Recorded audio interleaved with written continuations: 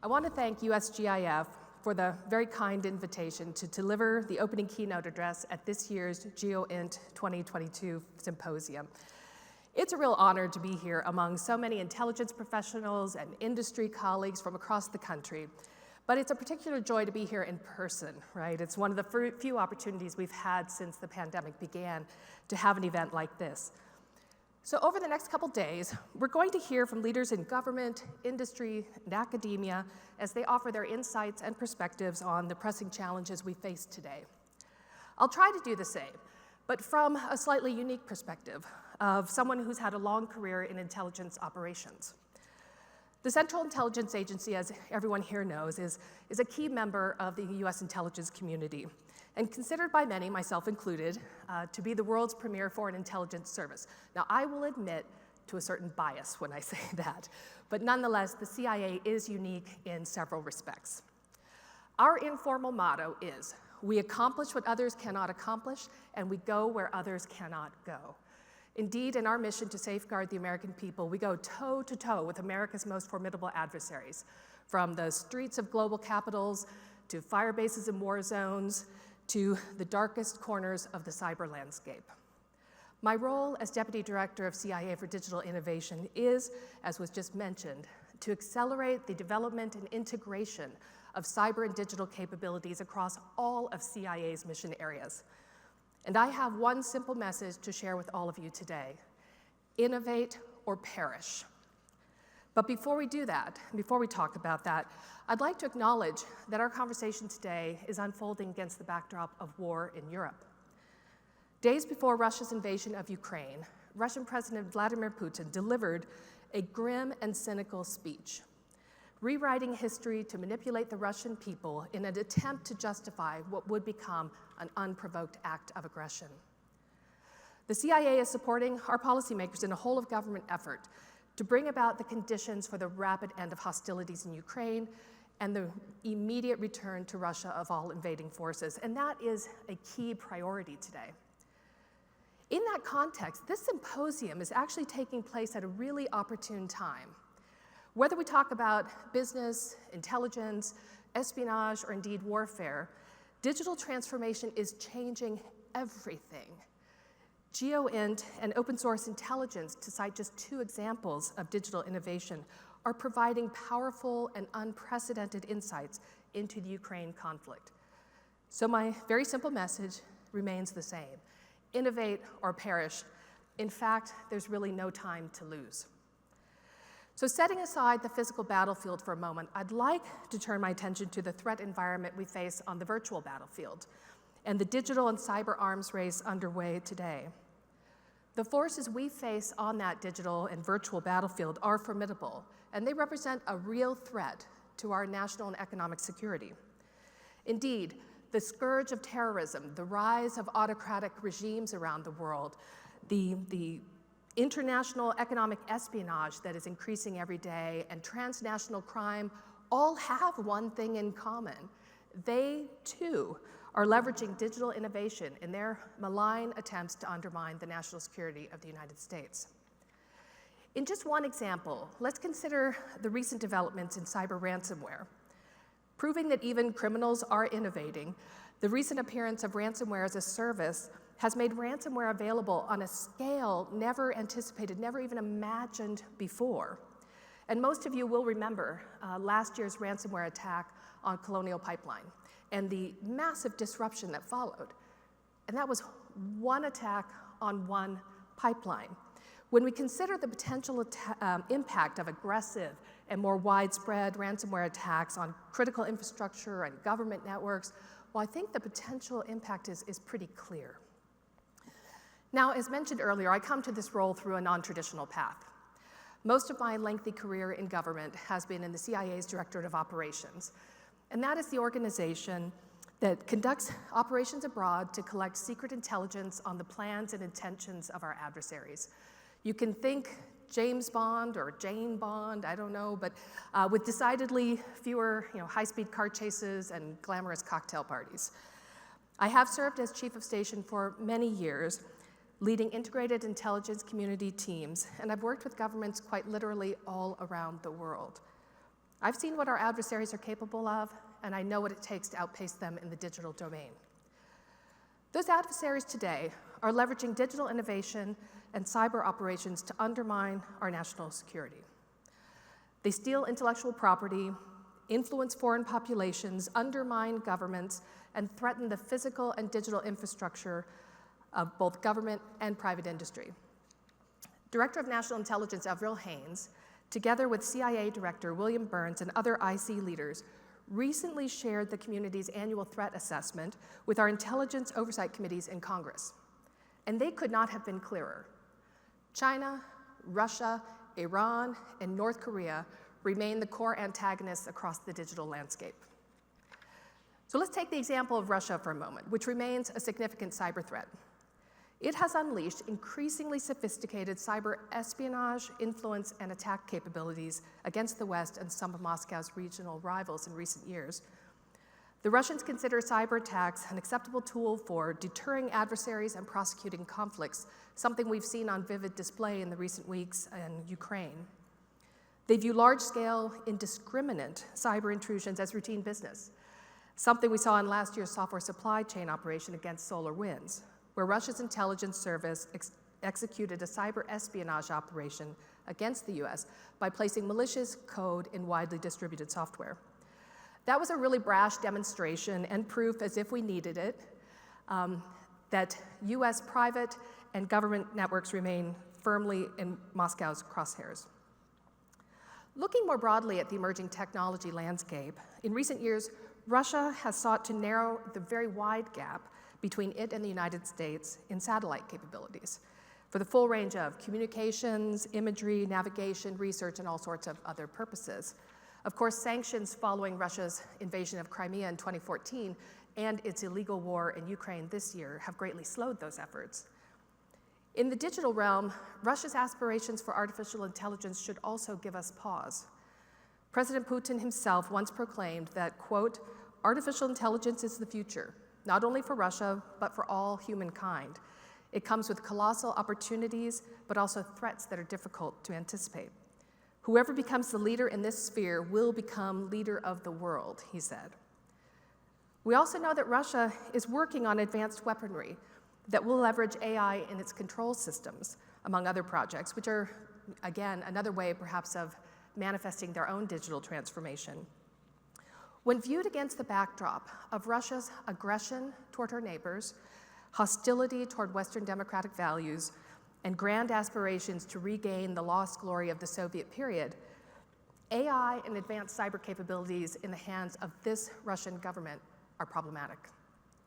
It's wise in this context that cybersecurity experts across the US have warned American industry to be prepared for potential cyber attacks in the wake of Russia's invasion of Ukraine. As the Cybersecurity and Infrastructure Security Agency, or CISA, calls this effort, shields up, and it's frankly very good advice. Recently, Russia and China have taken concrete steps to deepen their cooperation in diplomatic, defense, and technology realms. While Russia may be our most urgent challenge and the one we see every day in our news feeds, the People's Republic of China is our most strategic challenge and a formidable player in the digital underworld. Barely concealing its ties to cyber elements of known criminal enterprises, the Chinese government views its competition with the West as a zero-sum game, where China's rise must necessarily come at the expense of America's decline. That ambition has fueled, frankly, brazen cyber aggression in recent years, saturating our networks with disruptive intrusions designed to undermine our security and competitiveness. Their systemic, industrial-level theft of our personal information and intellectual property is both relentless and shameless, and part of a concerted campaign to chip away at our prosperity and diminish our economic might. China also aims to accelerate its military modernization, an effort that gained considerable attention a few months ago with its successful test launch of a nuclear-capable hypersonic missile, fueling concerns about a potential new arms race. China seeks to reduce its dependence on foreign technologies, as expressed in its Made in China 2025 plan, part of which is focused on robotics and digitalization. And China is investing heavily in disruptive new swarm drone technology, powered by artificial intelligence, which seeks to overwhelm high-value targets through relatively low-cost swarm unmanned weapon systems. Many of these efforts are linked to China's most ambitious aspiration in the digital landscape. Stated plainly and clearly by its own government, China aims to achieve world economic dominance by the year 2030, in part through the development and use of artificial intelligence on a massive scale. They have a whole-of-government program, and they are making rapid progress. In a country where the cooperation of private companies with the communist regime is compulsory, what were once just dystopian predictions of a future surveillance state are a daily reality in China. Massive data collection, data analytics, and artificial intelligence are being used to monitor and control the citizens of China as part of a social credit system that affects every aspect of daily life to potentially devastating effect. One has only to look at the tragedy of internment camps in Xinjiang province and the shockingly rapid degradation of freedom in Hong Kong to see where China's version of digital autocracy is leading. Iran and North Korea also pose significant threats in the digital domain. Iran has been responsible for multiple cyber attacks in Israel, including against water management facilities in 2020. Notwithstanding Israel's far superior technological capabilities, Iran nevertheless has displayed a growing willingness to take very bold steps in cyberspace. These, of course, were not isolated incidents. Cybersecurity experts have long tracked Iranian malicious cyber activity, including attacks on the energy and financial sectors.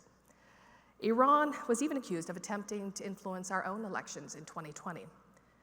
Iran's notable cyber capabilities, combined with its opportunistic approach and very high risk tolerance, should concern owners of critical infrastructure here in the US.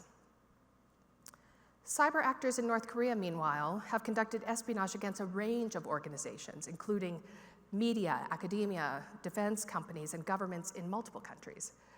North Korea continues to engage in illicit activities, including cyber theft and the export of UN-prescribed commodities to fund regime priorities, such as Pyongyang's weapons of mass destruction program.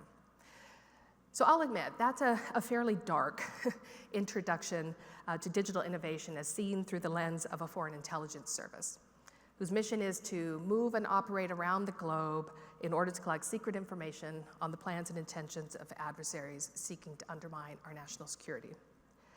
And these threats I've just outlined are not foreign to any of us here today, because these are challenges we face in geospatial intelligence realm as well. I've often heard NGA colleagues say that, quote, everything happens in time and space, which is just one of the many reasons GEOINT is so critical to the success of the intelligence community. From CIA's earliest days, and notwithstanding our very deep roots as a human intelligence or human organization, the complexity and risk involved in our work have compelled us to seek complementary means of foreign intelligence collection to gain operational advantage or analytic insights. The May 2011 Osama bin Laden raid is perhaps the most compelling example of harnessing the power of intelligence integration to solve our nation's most pressing and complex challenges. Extraordinary analysis, keen operational judgment, and daring military movements on the ground were informed by collection from human sources, electronic signals, satellite imagery, ISR data, and a whole lot more. What many here may not know is that CIA, the quintessential human service, has a long and proud history of open source experts too. And our open source enterprise is a marquee capability within the Directorate of Digital Innovation. This OSINT service within a service predates the agency itself and has proven invaluable during war, during crises, and during peacetime too. During World War II, the Foreign Broadcast Monitoring Service, which much later would become our open source enterprise, was charged with recording, translating, transcribing, and analyzing certain radio broadcast programs, which would provide critical intelligence to warfighters and policymakers.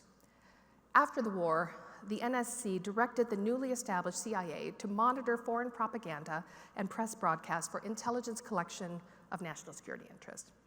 And today, in this really dynamic digital media environment, OSINT is one of our richest sources of insight and our INT of first resort. We at CIA and others across the intelligence community frequently leverage GEOINT and OSINT to address some of our nation's most complex national security challenges. But we in government are not alone. Indeed, fellow patriots in the private sector are leading the charge to advance these capabilities. Just think about Russia's brutal attack on Ukraine. Commercial GEOINT providers, watchdog groups, and media organizations are playing increasingly important roles as they continue to develop innovative new capabilities. It is no longer surprising to see commercial satellite imagery, geospatial information, and data analysis used to combat false narratives, to uncover propaganda campaigns, to track movements on the battlefield, and reveal to the world in near real time the humanitarian crisis inflicted upon the Ukrainian people. Mobile devices and social media have empowered average citizens to become their own information outlets, giving the world access to what is happening on the ground in Ukraine through the eyes of civilians in the midst of conflict. And that has been profoundly powerful. If President Putin had his way, of course, that viewpoint would be denied to us all. But fortunately, in this digital era, truth has more ways than ever to make itself known. If we look beyond Eastern Europe, GEOINT and OSINT have also uncovered the development in China of its own Gulag archipelago, to borrow Solzhenitsyn's term from the Soviet period, a system of internment camps into which countless Muslim minority citizens have disappeared in recent years. Chinese officials have, of course, denied the existence of these camps, but commercially available satellite data tell a different story, showing clear and undeniable evidence of camps dispersed across the far western region of China and a corresponding decline in China's Muslim minority population. China's military buildup in the South China Sea was also exposed, contradicting the government's initial defensive posture claim. Commercial imagery analysts brought to light Iran's development of a new underground nuclear facility in another example, following an explosion at a known nuclear fuel enrichment plant in 2020. And North Korea's continued development of its nuclear missile program was also unearthed by commercial satellite images. All of that is digital innovation at work. These extraordinary efforts coming out of the commercial world demonstrate clearly and compellingly the importance of partnerships between industry and government, which is why forums like this are so very important to our national security. As I reflect on CIA's ability to navigate this kind of ever-evolving threat landscape, I'm reminded of three enduring characteristics that are encoded into the very DNA of our organization: innovation, integration, and partnerships. I'd add to that a healthy dose of optimism, to be candid, because when you're asked to do something seemingly impossible, it helps to believe that you can do it. We've already spoken a bit about integration and the power of bringing together different skills and perspectives to solve complex problems. Integration is closely connected to partnerships, which can bring in new capabilities, partnerships with foreign governments, with the U.S. national security community, and importantly, with U.S. industry. And so it was in 2015 that the CIA underwent an intensive internal review, not due to any emergency or crisis, but simply to consider how it would promote greater integration, greater partnerships, and innovation in recognition of the growing complexity of our intelligence mission. Imagine, if you will, conducting clandestine intelligence operations on the ground in a hostile country, where an authoritarian regime blankets its territory in technical surveillance and monitoring systems in order to control its own society. And you'll understand what I mean by complex. That study in 2015 resulted in the creation of the Directorate of Digital Innovation, the part of the organization that I lead today. And it was, in some ways, a move to redesign the intelligence enterprise to meet emerging threats in the digital domain, but also to leverage these new capabilities for operational advantage and analytic insights. CIA had at the time already begun its cloud journey, so a basic foundation for digital transformation was in place. But it was really only with the integration of data management, data science, artificial intelligence, cyber collection and analysis, open source collection and analysis, and later cybersecurity, all under one organization and all under one overarching digital strategy, that the word transformation truly came to life. Bringing together our Chief Information Officer, our Chief Information Security Officer, and Chief Data Officer, ended up being one of the most powerful moves that we made in this digital transformation, as it forced an alignment of strategy and programs through the entire digital technology stack. At CIA, we call this team our digital C-suite. We leverage the unique skills of these senior executives, the capabilities they and their teams develop, and their enterprise authorities to advance our digital strategy in a holistic and comprehensive fashion. In this world of emerging technology, I do offer one caution from CIA's perspective. It would be a mistake to think about this second machine age and digital transformation as some sort of simple or fancy IT modernization. Elastic cloud computing, big data, the Internet of Things, the advent of artificial intelligence and machine learning, these things are transforming daily life in America and our intelligence mission with it. We now live in a world of ubiquitous sensing, growing cyber threats, and exponential increases in volume and variety of data. Satellite imagery, geospatial data, collection from every possible type of commercial sensor, open source intelligence, and a whole lot more. NGA Director Vice Admiral Robert Sharp has himself emphasized that data must be managed as a key strategic asset. And that is absolutely true for CIA as well, and it's one of our key priorities. But data is not information, and information is not insight.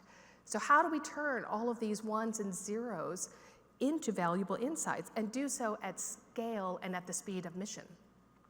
Well, machines, right? We simply must learn to partner with machines, leveraging automation and artificial intelligence to help us burn through the haystacks of information to reveal those needles of exquisite insight. And for those of you who might fear a HAL 9000 moment, at CIA, machines will never replace people. What they will do, however, is automate labor-intensive tasks, extract insights from mountains of information, and tee up items for human review and decision. In essence, freeing up our officers to focus on higher-order cognitive functions.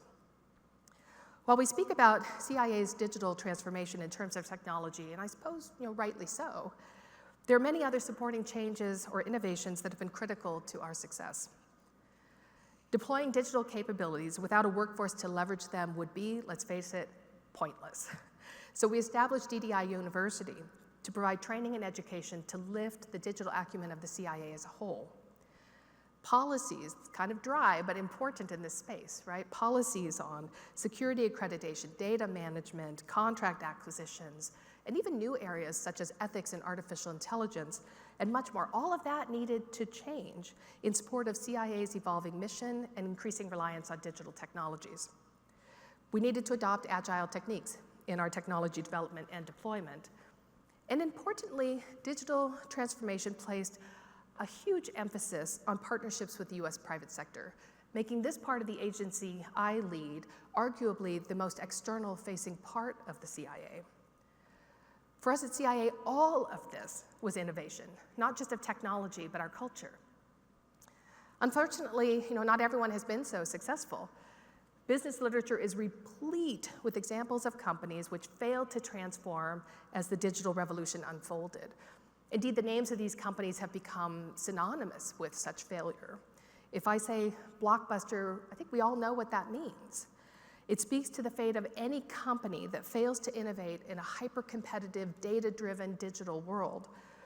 And Borders, the iconic bookseller, they were simply too slow to embrace how the digital revolution was changing not just products, it wasn't about that, but our very preferences, our habits, and even our culture.